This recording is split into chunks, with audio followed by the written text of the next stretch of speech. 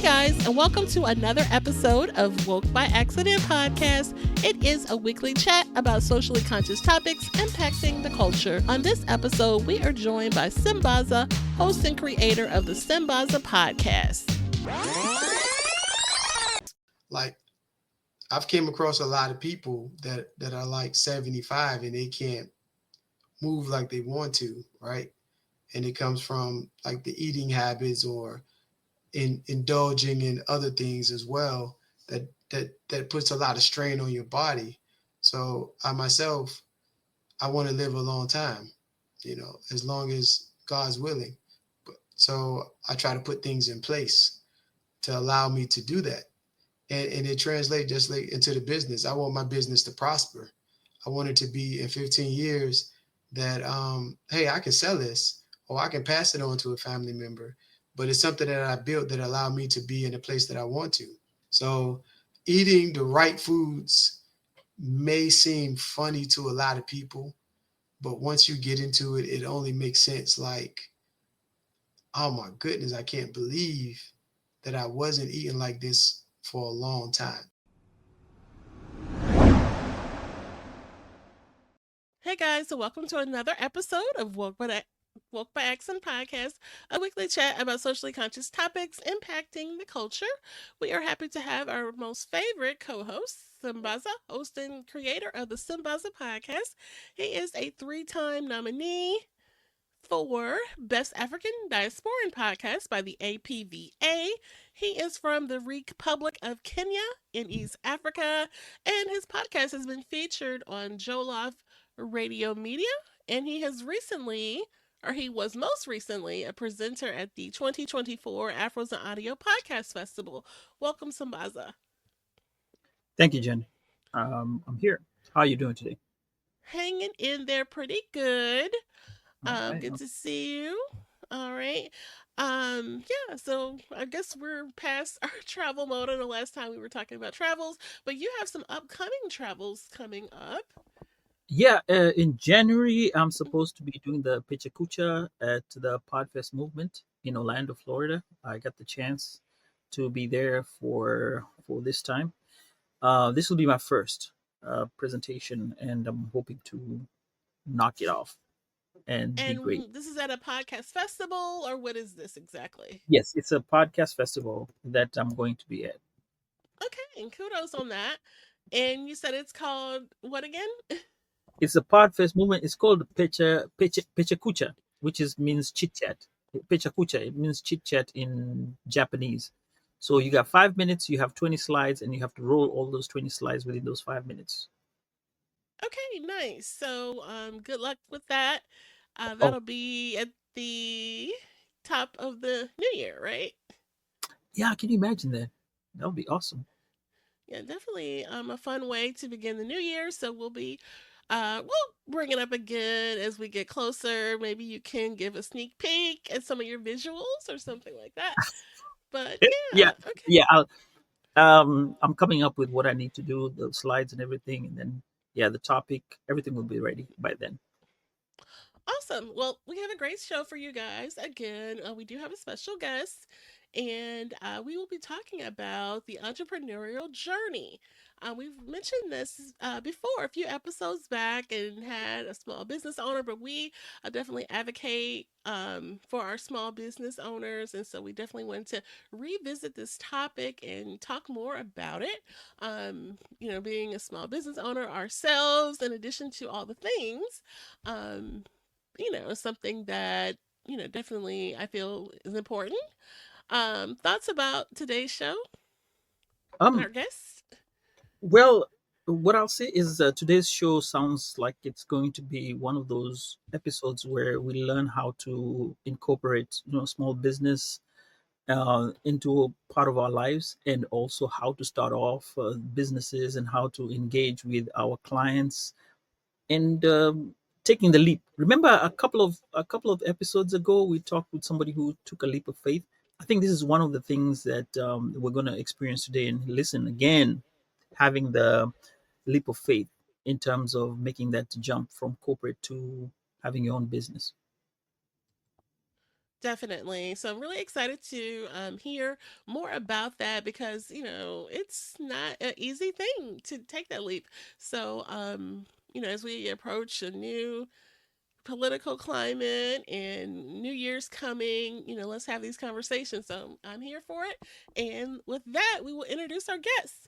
So, our next guest is a gentleman from Texas, and he is the CEO and managing partner of Veteran Home Security, a veteran owned company dedicated to protecting homes and providing peace of mind. After a successful career in corporate America, our guest made the bold move to start his own business. So he is here to share about his journey from corporate life to entrepreneurship and what inspired him to start this business. And also, he will touch on the values that drive his success as a relatively new business owner. So, we are excited to hear about our next guest, whose story is one of resilience, vision, and a commitment to making a difference. And with that, Reggie King. What's going on? How you guys doing today? What's up, Good. Great. Jen? What's up, Welcome. Sambaza? How's the day? Oh, Great. it's been great. Excellent. Nice to have you here. Nice to have you here. It's been a long time coming actually, because we had It's been a asked you, long time, man. It's been a long time. and we kind of caught up. One thing we got to get out of the way is Reggie. For all you guys who are out there that are listening and watching, we used to work together. He's going to tell us where we used to work. I'll let him say all that. And Okay. yeah, we were catching up right before the show, and it was really, Okay. really nice. So we'd like to welcome you, and we formally want to thank you for your service to this country because you are a Absolutely. veteran. So happy belated Veterans Day to you. And so we'll start off by you telling us about a little bit about yourself and what motivated you to take the leap of faith. All right. Thank you. Um, Thank you. Thank you. It's an honor that you guys have me on this podcast. I like to start off with, of course, like you mentioned, is belated Veterans Day. The SBA has already claimed this week as Veteran Small Business Week. So if you know any veteran small business owners, just get out there and support them. We're trying to do our thing, and we're trying to do it with the confidence, with the high integrity that we serve the country for, with at the same time. So definitely go out there and support your small businesses that's owned by veterans and minorities and anyone who's just going to jump on this leap of faith, like you said, making that mental mind shift and trying to get out there and make things happen for their family. So um, just wanted to put that out there. Me, of course, I'm Reggie King. I'm originally from Newport News, Virginia. Okay. Spent some time in the military, 4 years. Did three tours in 4 years: Desert Storm, Desert Shield, Desert Defiance. So after the 3 years, I was like, I really want to put me in position to do a great job and operating in a strong mental capacity headspace that make me feel a little more confident about what I do. Can you guys still see me? Yes. yeah. Okay, it seemed like the camera was changing a little bit. It kind of threw me off, but yeah. So literally, I tell a lot of people that the military saved my life. In the sense why I say that because where I grew up, it was a lot of crime, hustlers, drug dealers. All of that comes with an inner city um, type of environment. And being an inner city youth, you are open to all those things at all times. So literally, when you're molded by the streets, that's all you think about is just negative things, how to get over on people, and you never really see the light of owning a small business or being successful or raising a family. So when I joined the military, it was basically just to not be another statistic, right? But I didn't know how it was going to open my eyes and connect me with people that I could never imagine communicating with or doing life with that I still communicate with right now. So after I got out the military, I went to college, was able to land a good corporate job at Intel when I was 23 years old. So that was a strong experience when it comes to business. So I already got my true business mindset and corporate mind state from that job as well, as far as from how you train people, how you learn, how you communicate with people, how you take notes, how you follow up your after action reviews. And I was just learning these things like 23, 24, 25, and thinking that every company operates like this, right? Not knowing that when I left, that I was leaving one of the best jobs in the world, Mm. in a sense. So my whole life, I always wanted to duplicate that whole feel of being accepted, being yourself in a work environment. That was one of my motivations as well. And I always like how things come from nothing to something. I've always been fascinated by growth. Um, I love to hear people's stories, and I always wonder what will my story look like when I get older. So I'm still working on mine, but just to get back, after Intel, I did some field engineering for Nortel Networks for a couple of years. After that, I did a small business for contracting, um, which was really fun. I learned a lot about running a small business, and I got into the structural wiring industry, which was really new at the time. And then I ran the business, a really pretty good business for 4 years, and then a recession hit, right? And then once the recession hit, my business just started going down. I wasn't making the money I was making. I wasn't getting the contracts. And so I kind of like took it personally, thinking it was me. I was a failure. I wasn't able to do all the things it take to run a successful business. So the Lord blessed me. I was able to wrap up all of my contracts, high integrity, finish everything you start. And then I was able to sell my house and move from Virginia and start a fresh start in Texas, and which was a blessing as well.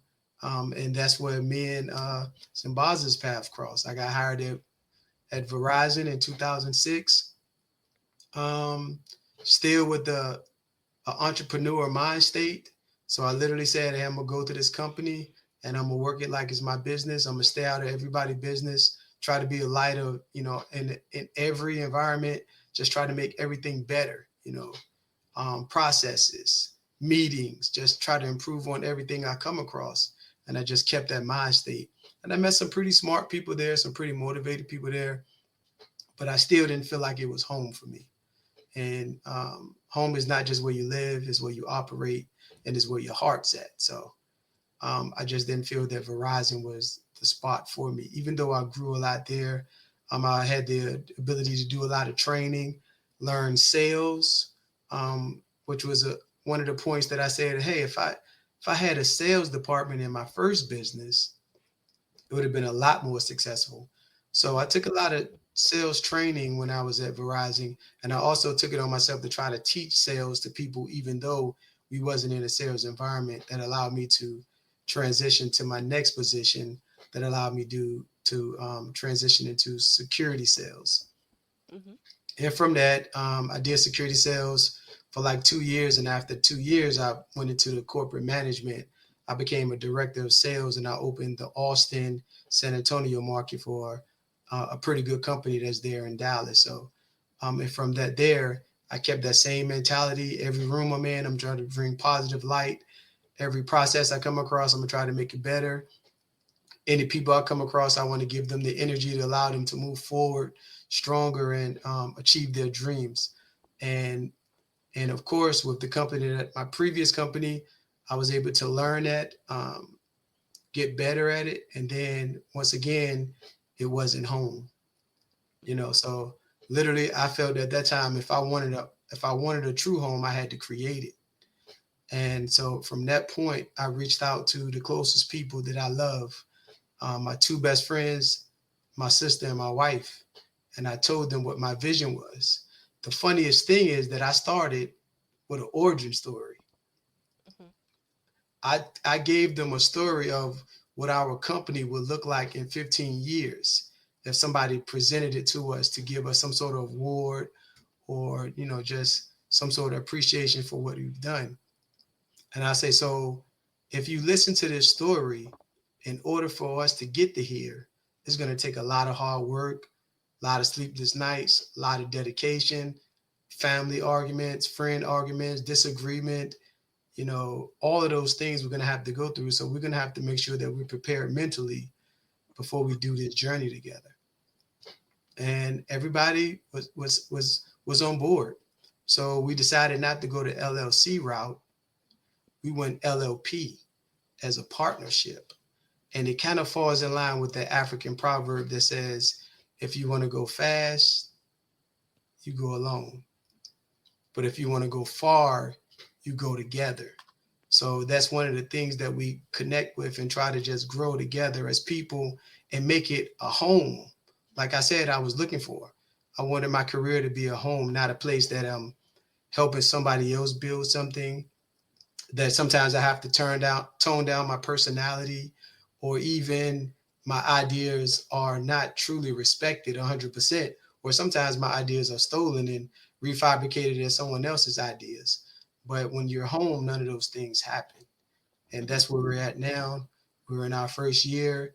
I have my wife that's a part of the company, my sister, and my two best friends, and we're trying to grow this thing for 15 years so we can make that origin story come true. We already know what our vision is, and we just have to put forth the work to get to that. So that's where we're at. Nice. And you've mentioned a few things that were valuable takeaways from the time you spent in corporate America. Any Mhm. other specific skills or lessons from your corporate career that really helped you in the early stages? Well, one thing is process. Hmm. If you want to have as many processes as possible, and when you grow a culture with processes in place, then you feel comfortable with the next person up, right? And one thing about corporate America, I've seen that a lot of people get in positions and they want to hoard their information and don't share it because they feel that it makes them important to a company. But we all know that corporations can get rid of you, and if you take your process, they just have the next man up and create it differently, maybe slower, may take a little more time, but that information can be duplicated. However, when you are in a place and you create processes that make the company run better, they're going to want to keep you because they want to say, how much more can you create so we can do better? How many more people you can educate so they can do better? How many more processes you can put in place that allow our company to grow? So that's really important. That's one of the things I learned from Intel, and they were really, really process driven. You have to think about it to build a microprocessor on a semiconductor, Hmm. um, on a piece of iron ore, and make it do all the things that it do now. You really have to have some true strong processes in place. So that's one of the biggest things. Just stay process driven, and it kind of like go against my nature because I'm somewhat a free willing, free thought person. Like, Hmm. hey, I like to do this, but maybe the next time I'm gonna do it differently. Like if you eat my macaroni and cheese, it's not gonna taste the same every time because I'm gonna try something different. Hmm. And but when you build a process, and if you want to duplicate it, then you have to make sure that it's set in place that everybody can be able to do it just as good as you. So that's one of the biggest things is processes. So, Nice. Reggie, I'm going to counteract with what you just said about you being free minded because, I worked with you for quite some time. And even our interactions, when I come to your side of the building and to your place, you had a type of mindset that was different from anyone. Like when you said you had a business mindset, the way you kept your desk, the way Mm-hmm. you talked to people, the way you spoke to people was very Mm-hmm. different. I don't think I've ever seen you get angry at work. Yeah. I don't remember that. If it is, maybe I've forgotten. So which means it was rarely. Yeah. Um, so which begs the question regarding your mindset. How was your mindset since moving from a structured corporate environment, which, it was always 8 o'clock. You come in, you start your work, lunch is at 10, whatever, and everything is structured to a way that there was there was really no room for you maneuvering anywhere. And then you get into this unpredictable stuff of entrepreneurship, even though you had started before, but you now Right. had been ingrained in this culture from this company, this telecom company, and then now you get back into it. How was it? How was your mindset then when you shifted out? Well, it was all still the same. Like when I was with companies, work it as if this was my company. So that mind state has always been that. Like even like if you give me your car. I'm just gonna drive it like it's my car. I'm gonna give it 100% respect. I'm gonna give it back to you better than you gave it to me. I'm gonna clean it out. Probably fix your cigarette lighter if it's broke. I'm gonna fill it up with gas, and then when you get it back, you're not gonna mind allowing me to use it again.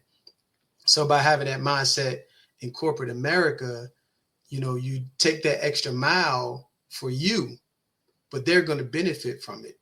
So as long as you have that mindset that you're going to take that extra mile and do the things that other people won't do, and it's real easy. Corporate America make it so easy to go that extra mile. All you have to do is just spend an extra hour reading documents, using all their resources, connecting with people that can help you go further, and then know where you want to be at. Corporate America make it so easy to be successful. And that's one of the things that a lot of people don't realize, that the templates has already been built. But like I mentioned earlier, I'm always the person that want to try something different. So I want to approach a phone call different. I want to approach a project different from the customer's point of view, not from the market value or the profit margin point of view. So different things like that allow you to bring, or me to bring, different ideas to any conversations that I'm having with management or to the big wigs that's coming to town. You feel comfortable with it because I would say, if this is my company, what would I want? And put it in a position that, hey, this guy really care about the company, versus, since I work here, y'all should do this for me. It's a total different mind state, right? And then you build those relationships afterward. Then you have people sending you emails asking you to do things that they don't even ask their managers to do. So you're doing special projects because people believe in you, because you're working that company, inside that company, with that mind state that is your company. So I think that was one of the advantages that I had and that I still try to carry, because that discipline still has to be twice fold now. Like now, I go to work, I know I got to be there at 8 o'clock at Verizon. And if I'm there at 8:15, oh well, they're just gonna probably write me up. But now, if I miss a meeting that I'm supposed to be at 8 o'clock, it can change the trajectory of my whole business. Like I could be meeting with somebody who can literally feed into me, that's gonna make me go in the path that's gonna allow me to grow 3 times fold. So the consequences are 3 times larger, and you work 3 times harder. Most people say, hey, I want to start my own business so I can be my own boss and I can do whatever I want to, whenever I want to. That's not the case. And I think working at Verizon like we did, they prepared us for that, because they allowed us to set our schedule by doing overtime and double time and building your work ethic. So that's one of the biggest things that I got, like working and say, hey, yeah, we got some extra days you can work. All right, I'm going to work it, and I'm going to work it just like this business is mine. So you don't have to worry about me disrespecting customers. You don't have to worry about me disrespecting the process, interrupting or disrupting the building, in a sense that even though I set off the fire extinguisher one time by mistake, by burning some toast, and everybody had to clear the building. That was funny. That's a good story. We have to talk about that another time. But yeah, other than that, I just want, create a harmonious work environment that everybody feel real comfortable in. So I know my answers are probably a little long, but I'm just excited when people ask me questions and I get to just share how I feel, man.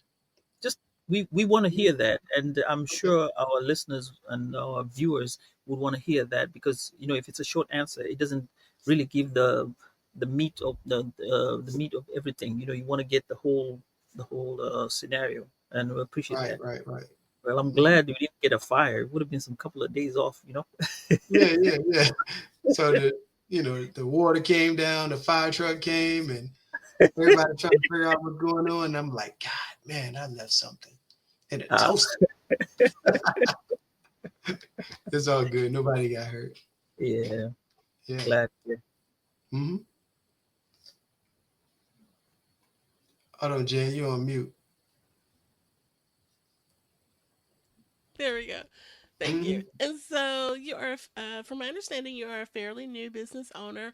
Could you share about some challenges that you've experienced in your process? Well, of course, it, the challenge of funding. Like, Mm-hmm. hey, because everybody have in their mind how they want their business to run, right? But the chicken, egg, chicken, how is it going to come? So, of course, when you self-funding the first year, you're not going to be able to do all those things that you want to do. So you have to wear a lot of hats. You have to know you're going to be your accountant, you're going to be your marketing, you're going to be your R&D, you're going to be your manager, you the operations manager, all those things in place. So that's why I was really excited to come in with a team so they can lift that load for me. So I won't have to do as much. Pretty much, like processes are important. I create a process, pass it on to them, allow them to run with it. So one of the biggest challenges is just funding to get into the place that you want to get to as quick as possible. Um, Another challenge is, of course, my business partners knew me ever since I was 10 years old. And my sister, she was born before me. So they know my personality. They know when I go in my a-hole mode, or they know when I go in my I'm focused mode. So the challenge is to turn off our, like our, hey, we're relaxing mode into business mode. That's one of the biggest challenges because we can get thrown off course really quick. We'll have a conversation about how we're going to build our marketing plan next week, and somebody say something that reminds us of something we've seen in high school, and then we're just went down a rabbit hole talking about high school for 35 minutes, and we got like, hold on, let's get back on track. So, but that's home. That's what I wanted to create. So even though it's a challenge, is that's what I asked for. Somewhere that I can feel comfortable, um, and be able to be myself. So that's one of the challenges as well. And then also the challenge is when you are competing with people who've been in the marketplace for over 40 years. How can you penetrate this marketplace and make your presence? Just to say on that, we did the Veterans Day Parade in San Antonio this past weekend. We volunteered for it because that's a part of our mission statement to give back to veterans. Um, so we volunteered, and then after we volunteered, we went to Hemisphere and set up our presentation tent to bring in customers, make customers or veterans aware of the services that we provide. And as we was walking there, it was a guy with a hard hat on and a vest working on the streets, right? And the dude read it. He was like, "Oh, Veterans Home Security." And one of my business partners said, "Yeah, you heard of us?" And he was like, "Yeah, Reggie, he's a cool guy." And I'm like maybe 10 steps in front of them, and I turn around and I'm like, that was an amazing feeling, right? Right. It was an amazing feeling that, I've been doing this for a year. Now my brand is getting out there that somebody recognize it and recognize me as an ambassador to my brand and can tell somebody a part of my team. So I went back, gave him a hug, took a picture with him, threw it on our social media. And those are the things that's going to be really heartfelt as you grow your business. And I just thought, I was like, man, I can imagine how, um, just think of some small business that came to a big business. Um, don't really want to throw out the big names, but let's just say somebody like um, Damon John, right? For Mm-hmm. Fubu, you know.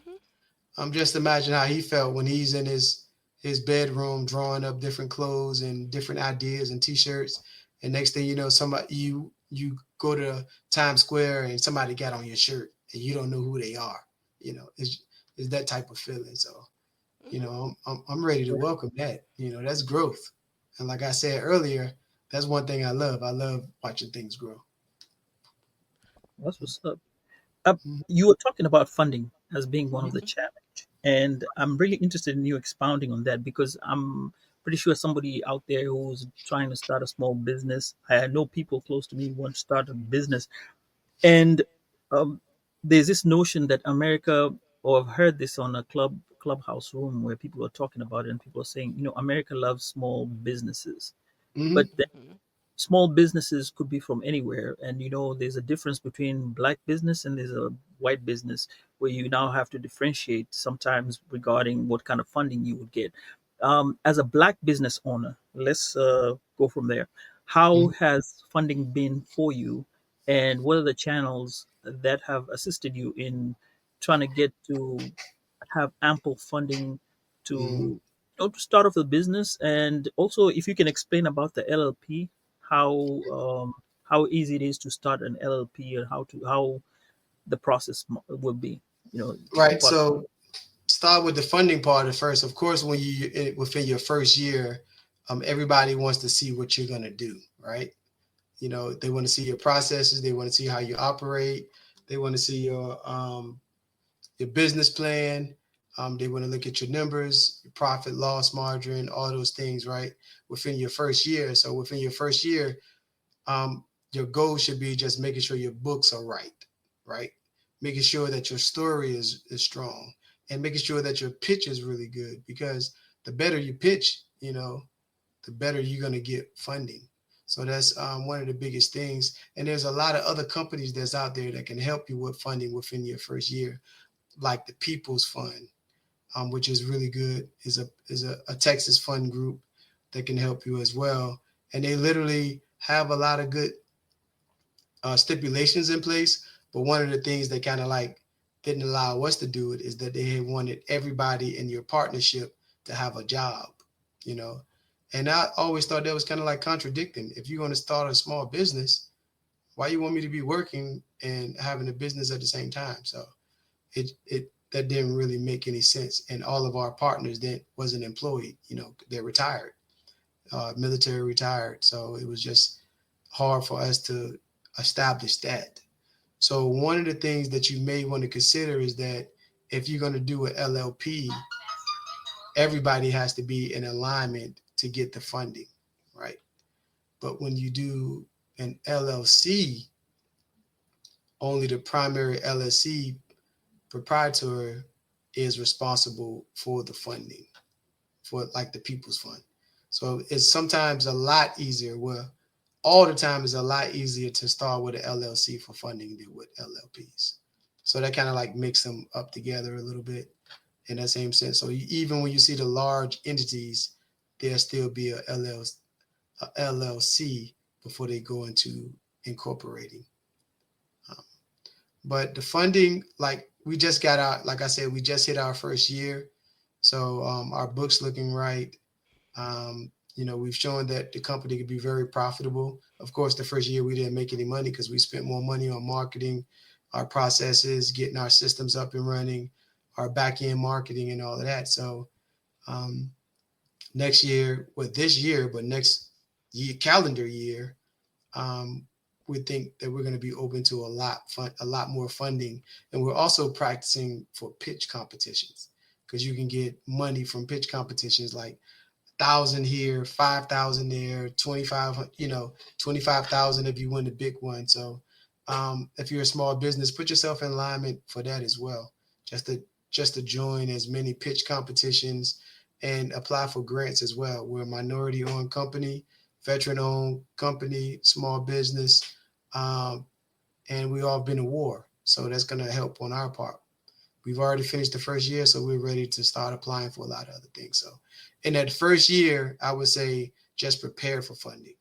The second year, start acquiring funding and grants and pitch competitions. And then that third year, you'll definitely be prepared to get money from the big wigs if you've done everything right in your first 2 years.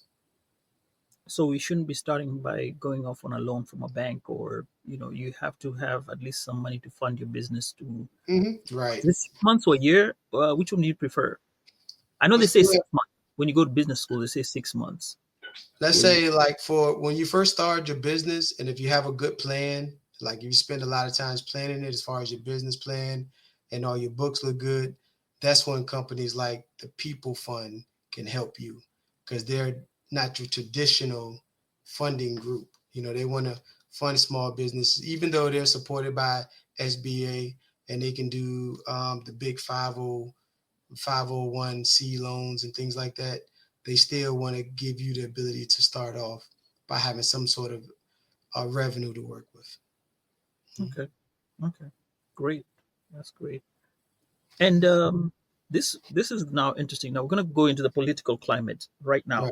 Um, All you right, know, now watch yourself. I've heard people that lost friends in the past week over this. yeah, I know. We had a show about it. You know, we Uh were huh. pretty mid. We're midway. You know, we're kind of in between. Yeah, Hmm. we try to keep it. Look at the positive. So we're also going to look at the positive with my question. It's not going to be as loaded, but are there any particular things that concern you as a small business owner? And are you optimistic about the change of the government? Now that's where it becomes a bit loaded. Well, when it comes from the business aspect, we're, in the presidency seat next year, we're going to have a businessman, right? You know, when it comes to ethics, everybody have their opinion about how they feel about the guy. But from a businessman point of view, people in business always looked up to him before he decided to run for presidency, right? There was no question that Donald Trump was the guy that can help you start a business, lose a business, start it back, get funding, and grow your brand. So, from that aspect, as a small business owner, from that point of view, I'm optimistic about what he's going to do for small business. I'm optimistic that he's not going to take any programs away that's not going to allow people to get advantage, take advantage of things to move forward, just like he did. You know, so I'm optimistic from the business point of view. Um, from the social point of view, Trump is Trump. He's always been Trump. He's always going to be himself.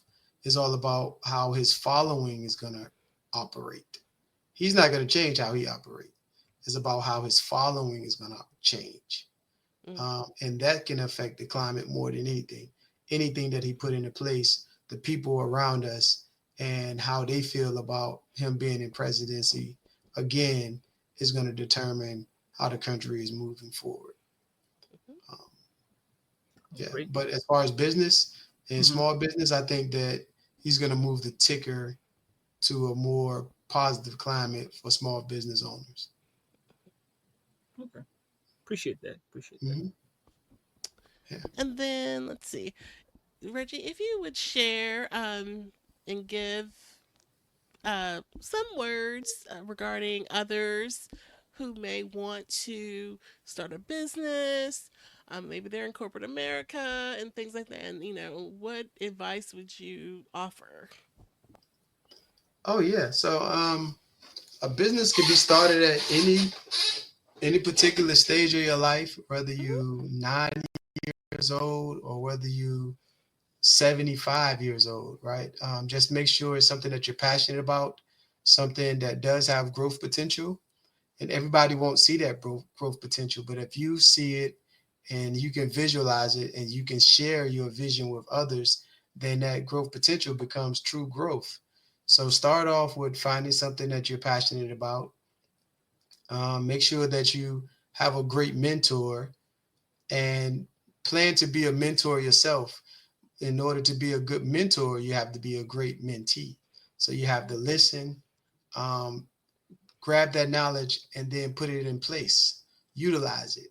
As far as going to different meetings or different seminars and grabbing all the knowledge and just go home and sitting down and not utilizing it is not going to get you to the place where you want to be. So that's one of the biggest things, that, hey, find somebody who you can really learn from and learn from them. I myself, sometimes people say that, like, I have a gift to absorb what people share with me and then also turn that information into something new to share with others. Um, and it is a gift for me. And I've accepted it, and I want to pass it on to other people to say, hey, when people teach you things, you learn it because you're honoring them, and by you teaching it to others, is just honoring them twice fold.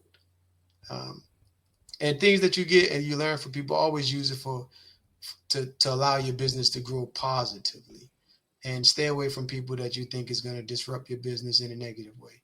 Um, even if they're going to bring money to your business. Like I said, you want this your home. You're not going to bring a stranger in your home, allow them to throw their feet on the table and drink all your wife's smoothies and eat all your potato chips, right? So don't allow them to do that in your business. But just stay firm, have your vision, learn as much as possible.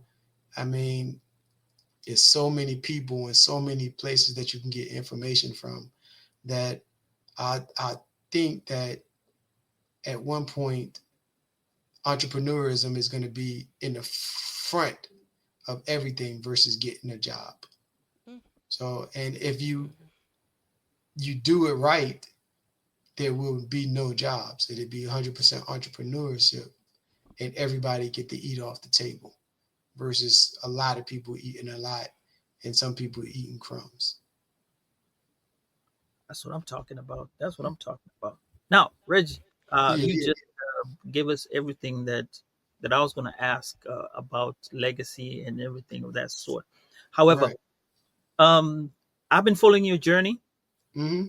on Facebook, and I noticed that you're also a vegan. And Right, right, you right. being vegan means you stay away from meat, stuff like that. And Mm-hmm. I want you to equate it with being in a business. You're still vegan, right? Right, right, right, man. All Mm-hmm. right, all right, all right, all right. It, Now it has its challenges.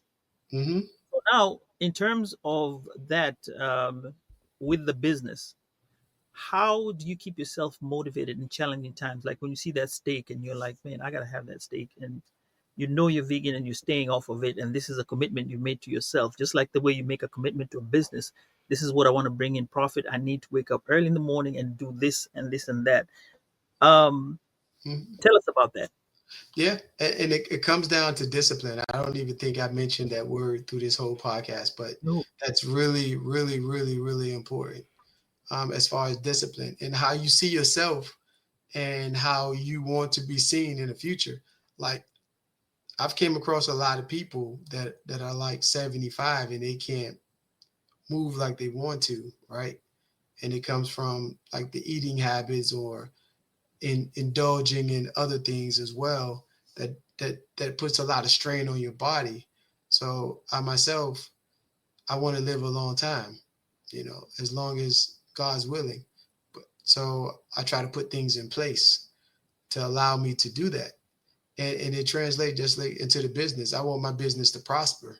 I want it to be in 15 years that hey, I can sell this or I can pass it on to a family member. But it's something that I built that allowed me to be in the place that I want to.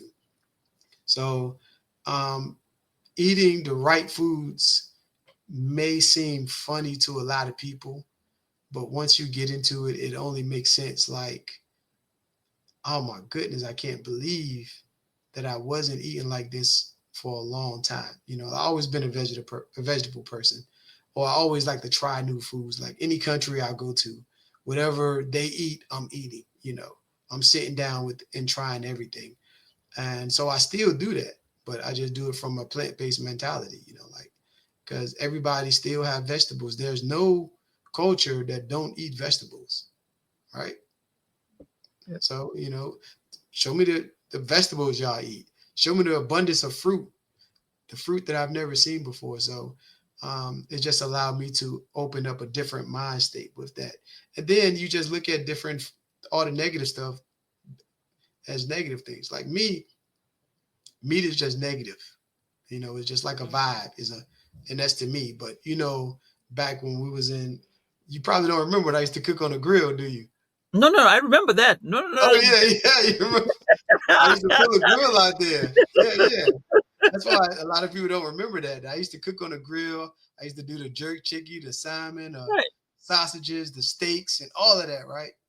But for it was delicious. It was something that I like to do, and I still get to cook and do all those things that I love. But right now, in order for me to optimize my mental capacity and my health that I need to run a business really well, I just have to take all the things that's going to slow me down. And I just felt that all the things that I've learned over the years about how we eat in America, how meat does our body.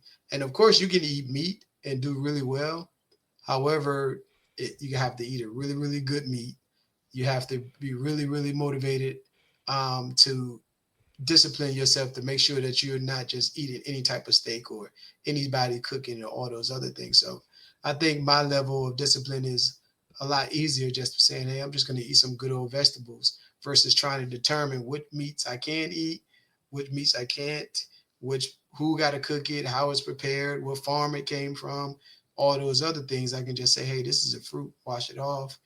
God made dirt, dirt won't hurt. Put it in your mouth, let it work. So but with that, relating it to the business is just like, hey, you have to have that certain discipline.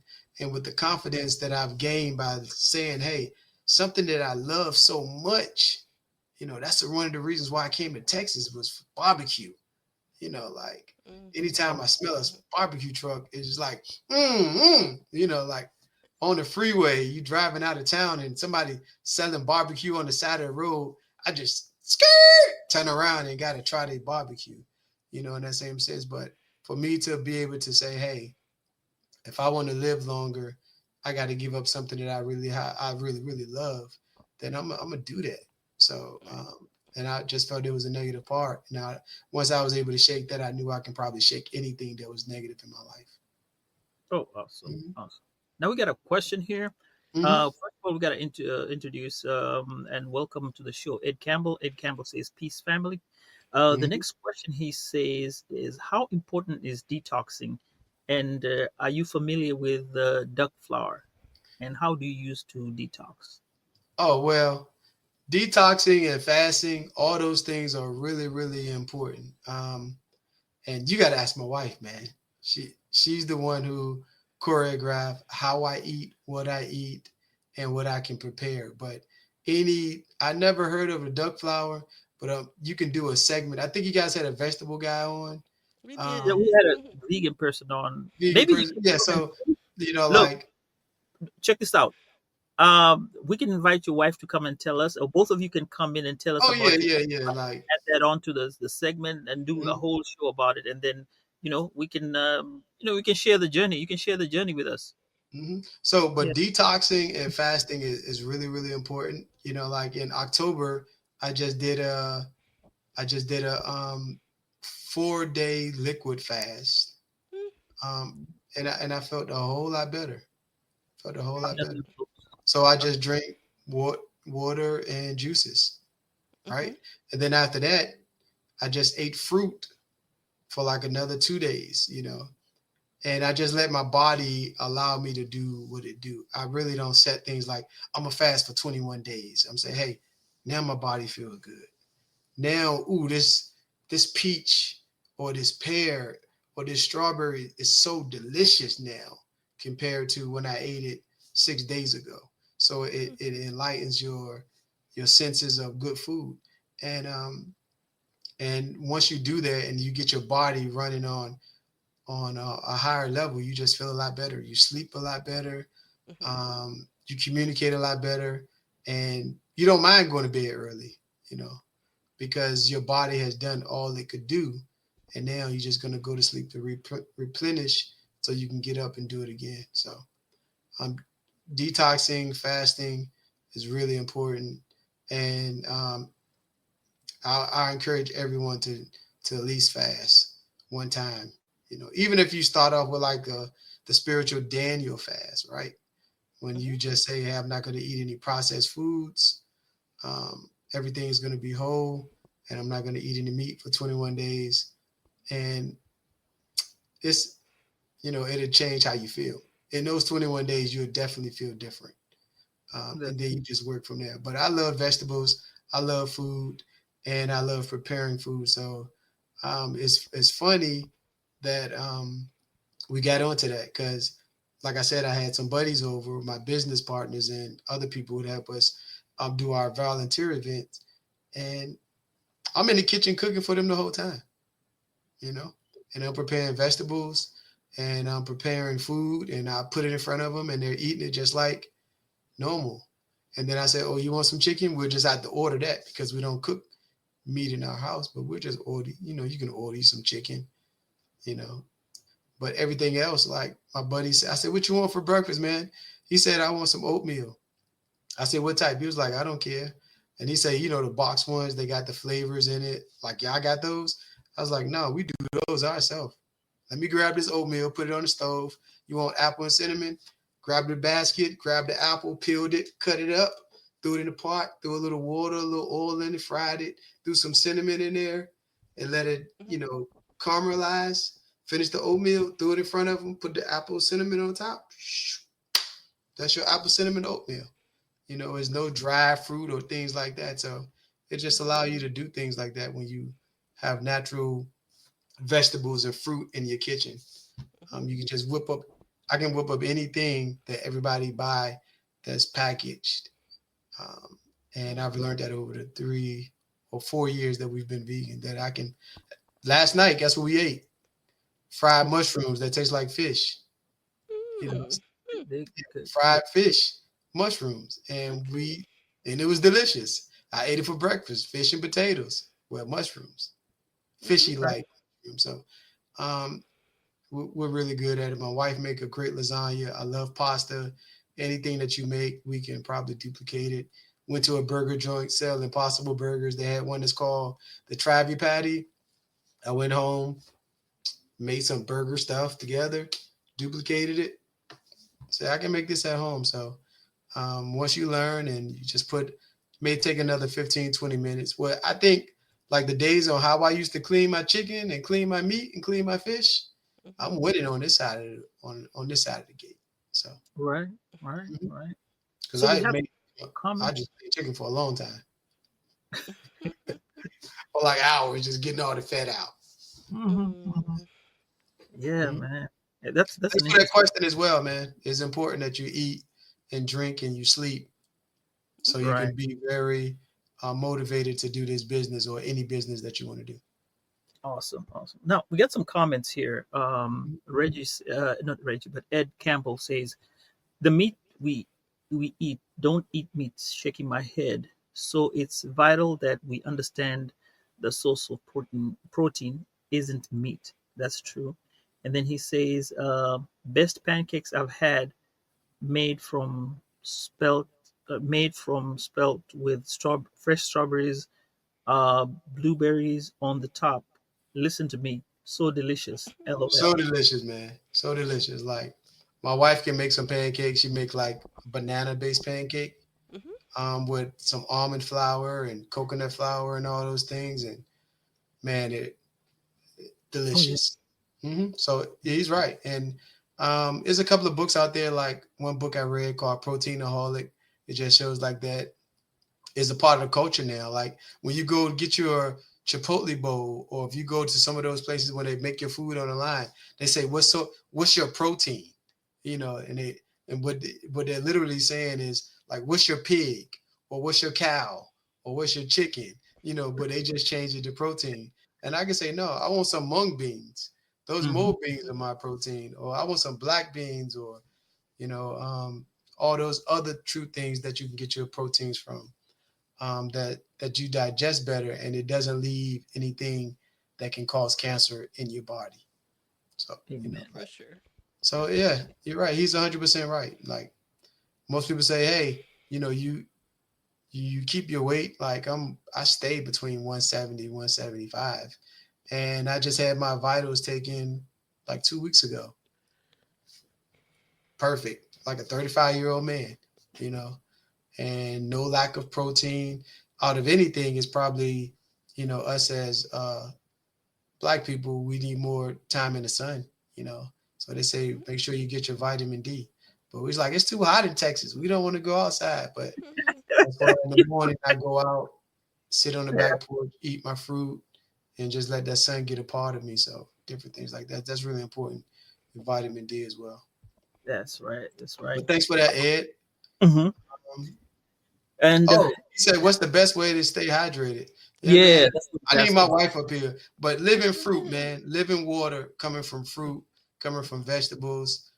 Stay hydrated that way. And of course, I'll drink water as well. But I mean, I eat my apples, I eat my plums, my bananas, my avocados, my squashes, all those different fruits, that have watermelon, of course, can't leave out the watermelon. So Yep. that's living water. So that's a good way to stay hydrated and just drink the what your body need for as far as hydration today. I'd rather Yep. eat fruit than drink water myself. Oh, nice, nice perspective. All right, so Mhm. as we wind down, I wanted to ask you to give us the whole your socials, everything else that we need to know about the business, how we can contact you, and also maybe run around a little bit about for those who came in later, what the business does, Okay. and yeah, you know how to go. So, Sales pitch. Veterans Home Security, we're veteran owned, minority owned, 100% black owned company. It's four of us. We built up an LLP. It's me. I'm the CEO, manager, partner.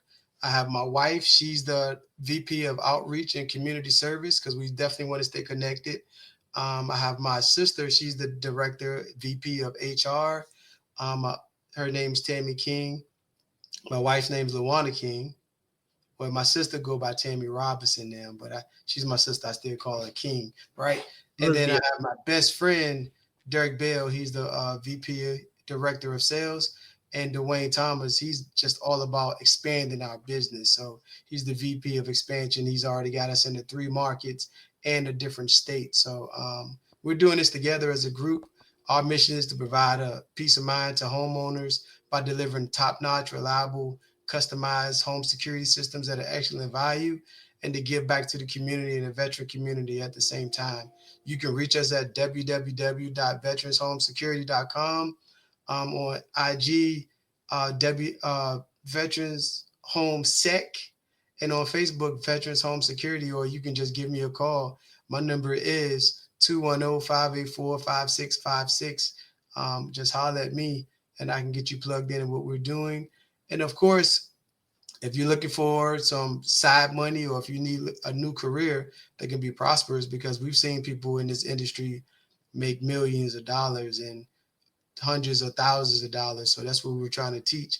And we also want to teach you how to be an entrepreneur as well. Come with that mind state, like I shared earlier, that you run any business or any company that you work with, run is like it's your own. So when you start doing your own, it's just that easy. It's just a natural reflex of how you're going to operate your business. So I think I pushed everything in a nutshell. The services that we provide, I can't forget about that. We do home security, small businesses. We do cameras. We do AV systems. We do smart home technology. All of those things we can integrate into one to make your home a very, very, very smart home. And we just try to be wise cats about it, just to make sure that you're up to technology with the latest and greatest. And the most important thing is that you feel safe when you're at home or when you're coming home. all right. What the number again to call you one My more time? number is 210-584-5656. All right. With that, Jen, Mm-hmm. home. All right. And again, thank you, Reggie. We appreciate you sharing on your entrepreneurial journey. And, as a child of a deceased veteran, I, definitely salute to you and we appreciate Mm-hmm. your service. So, Right. um, yeah. And as a small business owner myself, yeah, I can definitely appreciate this conversation. We Mm-hmm. had another comment. He said, "You're very enlightened." So we agree with that. And we will have the links posted in the show notes for the audio episode Okay. that'll be coming soon. And we will share that with you. Any last thoughts before we? I'm just happy to be here, man. I just like connecting with people that I love and that I've always appreciated, and that has that same work ethic that I do, and just want to make people's lives better, right? Mhm. So, just let me put this out here. I'm gonna be up in Dallas next week, so hopefully I'm gonna reach out to you. I do something every year for my birthday called a man date. I want to share that as well. It's like a play on words, the man and a date. When I get a bunch of guys together and we just do some manly things, that's fun and positive, and we just have a nice lunch together and just politic about business, about love, about family, about growth, and my birthday is special to me because I just want to give back. So I share it with all my buddies. that's in the Dallas area. So I'm definitely putting you on the list this year. This is going to be the 3rd annual one. And hopefully I can just grow this, that other people do the same thing as well. Because we as men need time for ourselves, and we want to express ourselves in manly ways, so we can be strong for the men that we're bringing behind us. Oh, and happy born day in advance from Ed. Okay, yeah, definitely. So I'm gonna reach out to you so you can definitely. Sure. It's a 4-day thing, and I just have it lined out so you can come to whatever festivity that's available. With your kids and everything, it's gonna be hard to do everything. So we have it segmented out. What we're gonna do at 10 o'clock, at 12 o'clock, at 4 o'clock, at 6 o'clock, and you just pop in and pop out throughout the day. So That's awesome. looking forward to seeing you there, man. I'm passing you the invite, and if you're available, definitely come through. Oh, definitely. I'll make time for it. All right. Thanks. Appreciate it. Wait up. Jen says you wait up for a little bit. And one last comment is wake it up. Brother black man need to connect with link-minded black men. Yep, that's what's up. Hit me up, Ed. Hit me up. Right. You got that Reggie, information. Stay in. She's got to finish up, and we'll need to talk to you back again. Okay. So, we again thank Mr. King for joining us, and we hope that today's conversation has inspired and enlightened you. If you found today's episode meaningful, please consider sharing it with friends and family and colleagues. Our collective awareness and advocacy play a crucial role in creating positive change. Please stay tuned for more engaging content, and we look forward to continuing these important conversations in the future. And so we ask Reggie to stick around briefly for our proper goodbye, and everyone else, take care. At this time, we're going to go ahead and conclude the episode. We greatly appreciate you listening. We invite you to follow us on social media. On Instagram, it is Woke by Accident Podcast. On Twitter, it is Woke by. On Facebook, it is Woke by Accident Podcast. We also have the new website up, www.wokebyaccident.net. Please check us out, and also follow us on all of your favorite streaming platforms, and please leave a review and share feedback. You can also reach out by Gmail, wokebyaccident@gmail.com. And every time you listen, we appreciate it so much. Thank you for listening, and take care.